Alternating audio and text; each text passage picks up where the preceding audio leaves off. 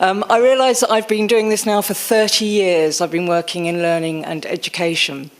And everything that I've heard this morning, I recognise, I believe in, and thank you so much, Kari. He's done all the theoretical background that I needed to do, that I no longer have to do today to get to where we need to get. I thought you might like to know, you might not, that my father was a primary school teacher, which in England is rare. You don't get many men doing that. And my mum was a therapist and a play therapist and had an arts background. And they said to me, Anna, do not get involved in education or art. And so I brought them both together. And I've spent the last 30 years really trying to work out what is going on and why creativity is so fundamental, but actually so important to both our kind of personal human ecology and economies. The second thing I wanted to say was I work at Tate. I don't know whether anyone knows the Tate galleries in England. We have 5 million people come to Tate Modern every year. So we have your population, your population. And what I have to say about Tate is that it is one of the most innovative places to be, and it's why I love to be there. And there is a vast amount of risk-taking. And I went to a meeting with the trustees yesterday because I've had an idea. And they said, will this involve risk, Anna? And I said, yeah. That I've never known innovation without risk. But when you know risk, you can learn how to manage it. And when you know how to manage it confidently, you start to get better at it and you start to have some innovation. Anyway, those are a few things about me. So, we've already asked a little bit, and actually Kara's already been through, what is creativity? The first example is pretty much the same as the one that Kari went through in terms of having a valued goal, imagination applied, and you're seeking to achieve a particular goal with a purpose that's in relation to that objective, and that can be either personal or on a much wider scale. But I like these two quotes as well. I like Erich Fromm, who was a German philosopher and educationist, who says that creativity requires the courage to let go of certainties. So all those things we've locked into that we think really work, maybe they don't. Maybe we should try something else. Creativity is a type of learning process where the teacher and pupil are located in the same individual. And this is Arthur Koestler, and I really like this one because what it suggests is that you have to be able to teach and learn in and of yourself. And what that really means is you are able to learn how to learn. And if you can learn how to learn, you will have knowledge at your fingertips for the rest of your life. You'll be completely self-empowered to learn and to create. And so I find that really exciting, the idea that we can imagine what that might be. Why is it so vital? Why now do we think that creativity is so vital? Clearly, we live in a rapidly changing world that requires us to think and behave differently.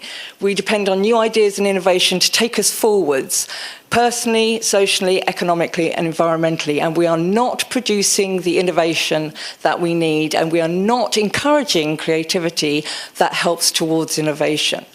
And I mean that on all sorts of levels, not just in business, but actually human self-innovations, the kind of transformation that I think Kari was talking about. So the question I always ask is, well, what do we want children to be able to know, do, and be prepared for now and in the future? What is it? Why are we doing what we're doing?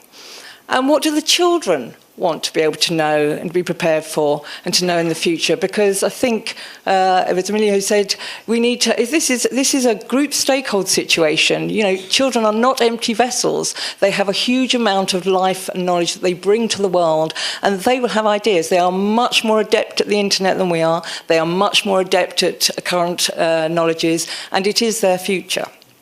So how do we better shape our education systems to make children a more integral part of the social and economic benefit and progress? Let's not have chaos, but let's work out how to have better conversations so that we can build and grow our creative capital. Teaching for creativity and creative learning does develop and make manifest creative qualities.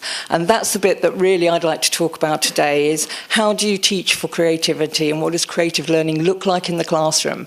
And that's what I spent a lot of time when I worked at Creative Partnerships investing in. I did a very large range of projects in about 30 schools. We did research them all, and actually what we did was work with them over a 3-year period of time, and in absolutely every circumstance did we see a range of improvements in the school, and a range of incredible experiences for children, but I'll get to that in the end. So I've asked to say a little bit about what the UK context and the policy is.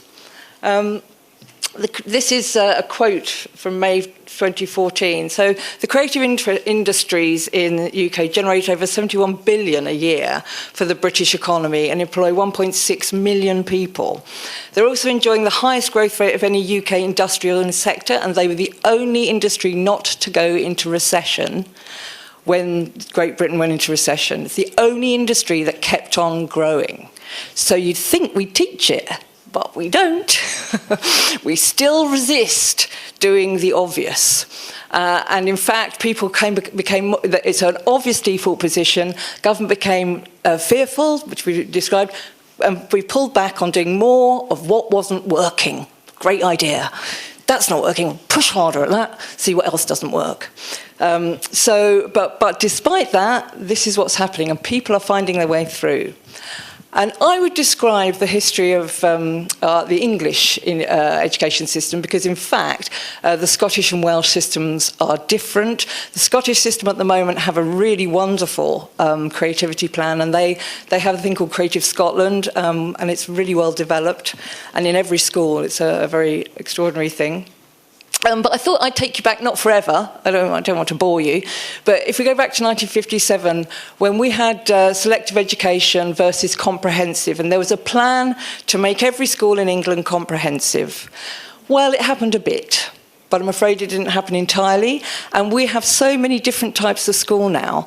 Do you know, we have everything from paid public schools where the elite go to, so 7% of our population, most of whom go into government, are paid to go to school. Then we have selective education, which are grammar schools. You have to pass a test to go to those. Then we have comprehensive schools. Now we have academies. Then we have independent state schools. Then we've got state independent schools. I don't know what the difference is. And we have, of course, we have a range in primary and nursery, early years, Sure Start. We have so many different sorts of schools. It's very difficult to get purchase on how you can make kind of systemic purchase. But in the 1960s and 70s, there was progressive education experiments were taking place, and there was something very important called the Plowden Report. And she wrote a report about child-centred learning and about essentially the concepts of creativity were at the heart of that for much of that report. But swings and roundabouts in 1980s, we went back to basics, which means that we very much, the education department chose that actually we needed to learn for knowledge, not for experience. So it's about how much you knew rather than how you used it. But in 1999, a report called All Our Futures, Creativity, Culture and Education was written by a group of Ken Robinson led it, but a group of people, and it was incredibly powerful and persuasive, and still is today. And it really brought up why we need creative culture and education. And in fact, Ken wrote a book called, I don't know whether you know it, Out of Our Minds. And his argument was we must be out of our minds not to be educating for creativity, because it is what we're going to need in the future. What are we educating for if we're educating for a kind of knowledge that no one uses anymore? In fact, I have to tell you this. I was in a meeting a while back where people accidentally slipped into Latin. Has that happened to you? It was a very bizarre moment, and I did think, wow, I'm not really sure how this is helping. But the fact that we can still have that kind of idea of what we need to all share is a very, very out-of-date idea from what young people in the world is demanding of us. So what do we want? In 2002, Creative Partnerships was set up, and that was the biggest ever grant to education and to culture to put creativity back into schools. They felt that it had really been removed, and to use art and artists and creative and cultural institutions and organisations to help to do that. And I'll talk a bit about that in a minute. And I ran one area, which was in Kent, and we had a really extraordinary time. But in the end, there were 32 all around the country who did this, and we looked at what happened. And there's a lot of research on this. As soon as the new government got in a few years ago, they stopped that, although they have told us since it's the one thing they regret the most. And in fact, there was a drive about 2 years ago to try to take out arts or not make arts part of the curriculum, which have always been part of the English school curriculum. And there was a big campaign and drive, particularly actually from Tate, to make sure that it stayed in the curriculum. And the good news is that it has. So I think that there's an open page at the moment, and we do this swinging, which is not terribly helpful, but it happens. But actually, what's clear to me now is that the offer is there for teachers and for schools to take the responsibility forward to be creative should they wish to. Now, for me, that's probably not enough. I'd like everybody, it can't just be ad hoc, it can't be a surprise, it can't be luck for some children to get it and some children not. But I think there's an opportunity here for you to have this as a right and a capacity and a capital for you all. So what does creativity look like? Would you know it when you saw it? And I think, again, Kari went through some of the things that they are. And this is what, throughout a lot of the writing, we sort of synthesised at Creative Partnerships to say we could see. It's about identifying problems, not just problem solving, but being able to see what the problem is. Because if you can't see it, you'll never solve it. It's about curiosity to develop motivation, and that intrinsic motivation, things that make you interested, are really important. Thinking differently and using the imagination, clearly very important to use that muscle. If you don't use your imaginative muscle, it kind of dies out. So you do need to exercise it like any other part of your body. It's about risk-taking, because that always gives confidence. And also you need to be able to fail to be able to succeed effectively. If we're too scared to fail, we won't ever have success. I've failed in my times in projects that I've done, but it's always made me succeed on the bigger platform. And in fact, being able to fail when I was younger has meant that I failed much less as I've been an adult. So when are you going to let people fail? Is it when they're doing their professional jobs? Or is it when we're learning and can develop and change and shift? So risk-taking, really important. Using skills and finding new challenges. I think it's that balance, again, that was described. You need to have start with where your skills are, but able to have a challenge too, to keep that in balance. You need to be able to apply knowledge. So we need to see people exhibiting, getting knowledge and going, oh, I saw that there, and now I see it over here, and I can see it. It's about joining dots. It's about being able to make connections, which is why the more and the wider and the more diverse kind of information and knowledge and experiences you have, the more dots you'll be able to join. Because if you've never listened to Bach, you'll never know that the dub beat is the same. So you need to be able to make these connections across time, space, concepts, and disciplines. Refinement of task, I think that was what's called persistence. You know, keeping at it, getting better, improving. And I often think that when people think about art, people often say to me, oh, you know, soft subject art, you know, drama, easy. They are incredibly disciplined. I mean, apart from anything, if you don't turn up on time, you don't come back. You have to be really disciplined in the arts, and you have to practice and practice until you are absolutely the best at what you can do. And what's really interesting to me is that no artist stops and goes, oh, that's great, I'm just going to keep doing that forever. That'd be nice. Everyone strives to continue to improve. There's a beautiful Matisse quote where he says, you know, I want to travel to Marseille. Making a painting is like traveling to Marseille. And he said, you know, and then when I get there, I go, did I want to come to Marseille? Or I realised that actually I wanted to go to Nice. And that sense that actually there's always a striving to do better, to aspire to something more. And the purposeful goal. What are you doing that actually, where are you heading to? If you don't know where you're heading, we are all slightly headless chickens. So having a sense of what the goal is, but setting that for yourself is incredibly important, or setting that with a teacher or with a community is really important, because then you can all head there. So can you teach it? And this is what I looked at for a good 15 years. My answer to that is yes, yes you can. You can certainly create the conditions in which creative learning is possible. And creativity, I believe, can happen in any subject, but I think that the arts and culture are very good at it, because this list here is exactly the process and practice of artists. They identify a problem, they're curious, they think differently, apply their imagination, they take risks, they use their skills, they find new challenges, they apply their knowledge, they refine and practice their skill, and then they put it into exhibition, production, an event. So they are, I call them professional creative learners. But what we discovered was the following, if it's at all helpful. We discovered that there's input really helps. So some sort of creative input or stimulus, an artist, an idea, something that actually creates a stimulus, a bit of input to get the sand in the oyster. The environment really matters. Having an environment that is safe, enjoyable, humorous, not punitive, not everybody lined up, ready to be tested all the time, that actually playing with ideas and space really matters. Creating that environment is really important. Language really matters. How we talk with our children and not at them is really important. How we learn to use the word we so we have a collective sense of responsibility. How we actually start to use complex language in situations so that people learn complex language instead of trying to keep it simple, because you don't need to know it now. Who made that decision?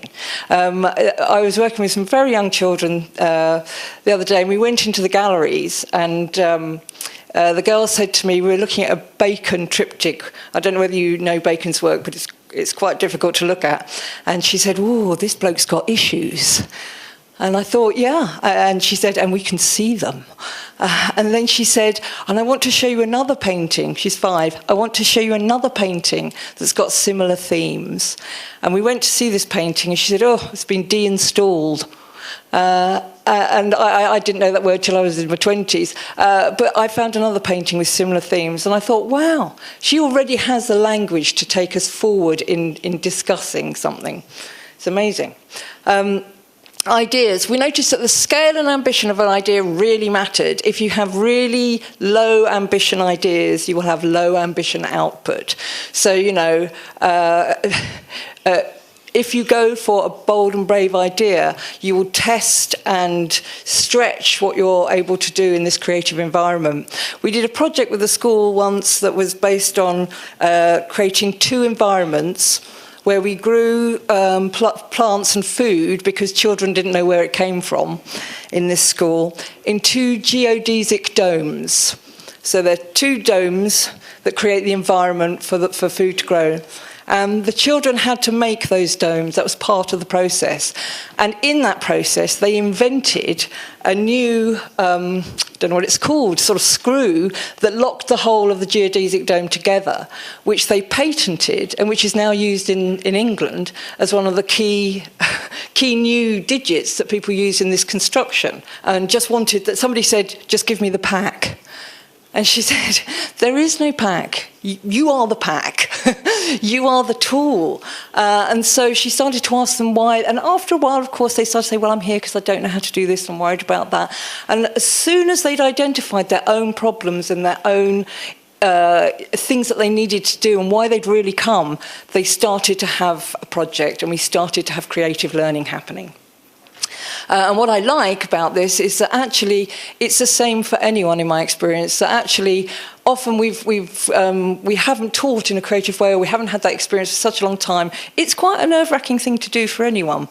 So having an opportunity to remind ourselves what that might be, and if we're going to ask children to do it, I think we should do it ourselves so that we can model it and so that we can do it with them.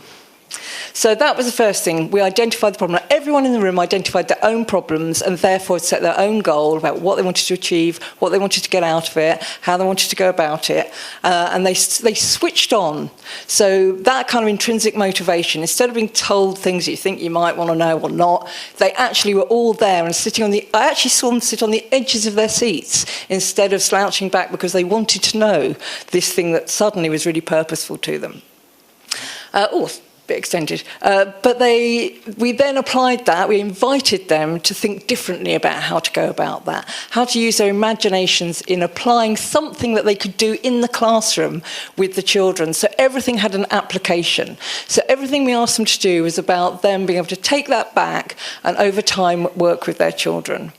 And they used curiosity. We used curiosity to develop motivation. So they found, the artists working with them found really unusual materials and things that they probably would never have had before, of really beautiful quality, that really got people curious and interested in what was happening. And they took risks. I know this doesn't look like a risk, but as an adult, it is a risk to stand up and do something that might make you look silly. But actually, it created an awful lot of humour, enjoyment, pleasure, collegiality, empathy, understanding, emotional intelligence for people got brought out. It was a very important moment. And then we asked them to use their skills and find new challenges, as well as applying the knowledge. So what happened in the process was that as they all spoke to each other, we invited them to put up images of their work or other people's work, and then we talked between ourselves and discussed it, and people would share ideas, and people would take other people's ideas, and people would challenge what was going on, and they would then take that information and they would apply it to what they were going to take back to the classroom. So the last session was all about, so what are you going to do with what you've learned? How will you apply that in the classroom? And what will it look like? And right at the end, we asked them to actually do something, to show it, to produce something. And Emma herself did it in tune with doing it yourself if you're expecting other people to do it. She did a small performance piece, and that says, this is an instructional video, it will be my immediate future. And it was really a critique of what had happened over the last week. So, in our experience, what are the results of doing this? These are actually findings from creative partnerships that I did over 4 or 5 years. This is what we saw happen, that people did see the problem. When invited to, children did see it and they did solve it. So, they started to be able to work out what that was. They absolutely took risks. They became more tolerant, and that was one of the big things the school said, was that they actually were much more tolerant of each other. What's not on here, which probably should be on here, is that some of them actually came to school. So a lot of children who'd lost all interest in school started coming back to school, and we had a lot less absences. We had empathy and happier children. Hooray! And of course, happier children obviously learn more, because you learn best when you're excited and energetic and you're stimulated and all your synapses are working well and you're in that flow. So that's a condition for really... the artists used to say, "Oh, we've got the Uber learners today," because they were really in the flow.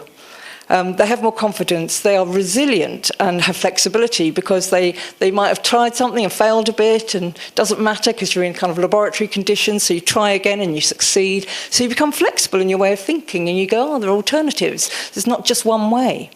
This isn't about not being academic, it's not about not wanting better quality and standards for children, it's wanting the best. And I think that's what creativity is about. It's a really fantastic way to open and unlock ideas, skills, knowledge, and expertise of everyone. So I'm ending with what I call the funnel. And what we've looked at and what we have seen to happen well is that you need these to make this happen for schools. That there need to be decisions, a change of conditions out of the room. So today, the decisions that get made from today about what you want to do, they really are essential. then you need to create the best conditions in the room. So if you're a teacher, you need to have responsibility for creating those conditions with your students in the room so that you have the opportunity for the best kind of learning and the most rewarding kind of creative experiences. And then you need to act. You need to have new habits of mind, and it's really hard. I know it's hard. Because you kind of slip to default. You go, oh, no, we've got to do, no, we don't have to do that. We can do it differently. So new habits of mind really need to be refined. You need to repeat them and go through them. Maybe you can only do one thing at a time to move yourself there, to test and trial more things, but it's really worth doing. And then you need to involve, and I think everyone said it before, stakeholders, the teachers, the parents, the children, the local community, business. We're all engaged in this. And in fact, Richard Florida, who's an economist, wrote The Rise of the Creative Class. And although there are various things about that book that I'm not sure about, one of the things he does say is that this isn't a game we can play alone. But actually, we all need to invest in each other and understand this as a really holistic endeavour. And that will create change. Thank you very much for listening.